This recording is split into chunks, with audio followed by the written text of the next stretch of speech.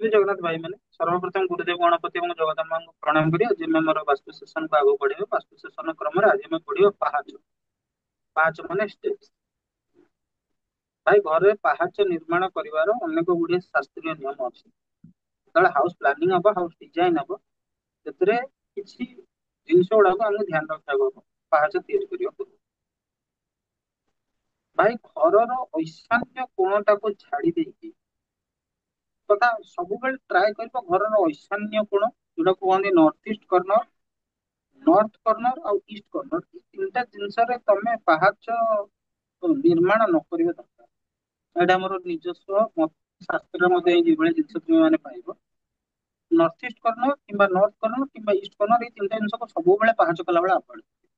ये तीन कॉर्नर जमी घर पाहाच न चलो आम माने ये करी भल से भाव शिवा केମିତି कौन होची जिनिस बुझी बुझी पढ़ले मन रहा सुविधा हम चलतु स्क्रीन आसला कि राज हम्म।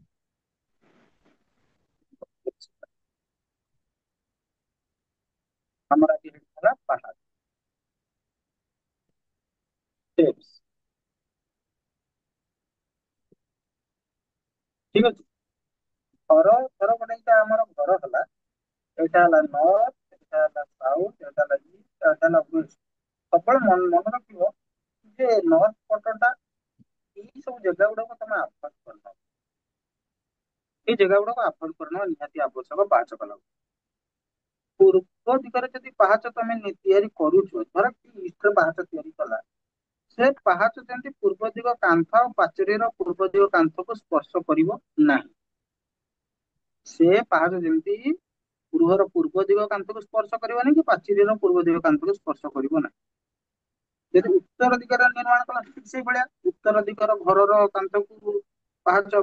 ଉତ୍ତର ଦିଗର ଘରର କାନ୍ଥ କିମ୍ବା ଉତ୍ତର ଦିଗର ପାଚେରୀର କାନ୍ଥକୁ ସ୍ପର୍ଶ କରିବ ନାହିଁ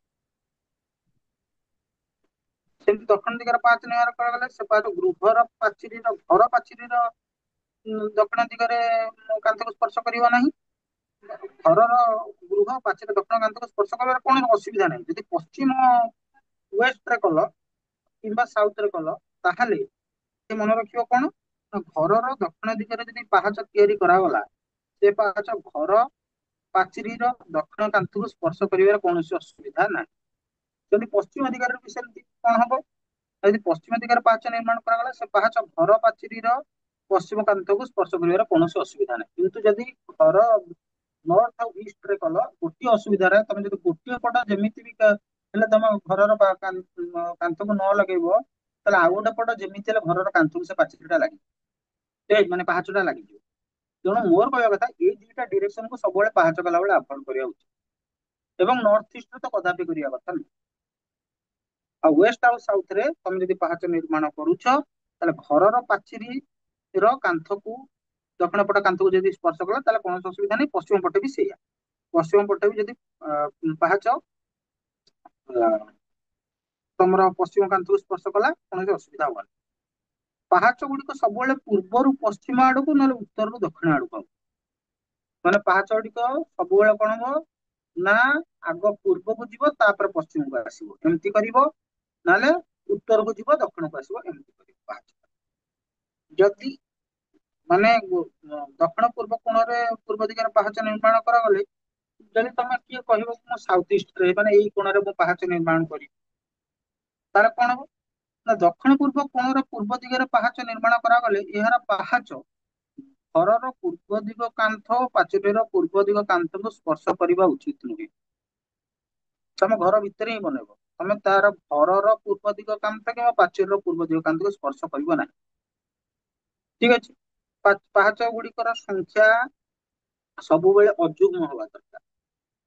ପାହାଚ ଗୁଡିକର ସଂଖ୍ୟା ଅଯୁଗ୍ମ ମାନେ କଣ ନା 3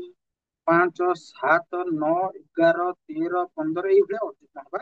ନିହାତି ଆବଶ୍ୟକ ଆଉ ସଦାସର୍ବଦା ମନେ ରଖିବ ପାହାଚର ଷ୍ଟାର୍ଟିଂ ପାହାଚଟା ସେ କେବେ ଗୋଲ ହବା କଥା ନୁହଁ ଏଇଟା ବି ମନେ ରଖିବ ଠିକ ଅଛି ତେଣୁ ତମେ କଣ କରିବ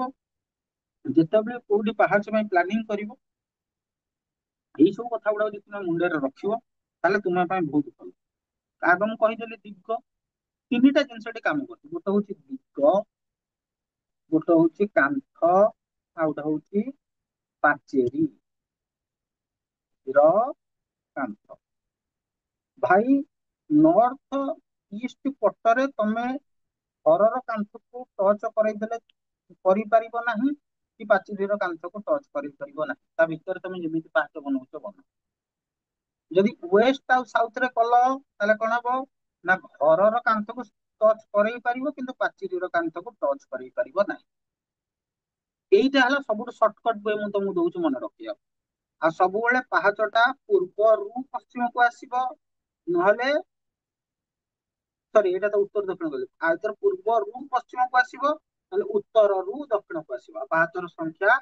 ସବୁବେଳେ ଅଯୁଗ୍ମ ହିଁ ହବ, ଯୁଗ୍ମ କରିବ ନାହିଁ। ଏତିକି ଜିନିଷ ତମେ ମନେ ରଖ, ଏଟା ହେଲା ବେସିକ ଜିନିଷ। ଏଇ ଜିନିଷଟାକୁ ଯଦି ତମେ ମନେ ରଖିକି ଚାଲ, ତାହେଲେ ତମକୁ ଆଉ କିଛି ପାହାଚ ବିଷୟରେ ଡାଉଟ ରହିବ ନାହିଁ। ଆଉ ତୁମେ ମାନେ ସେଟାକୁ ଆଜି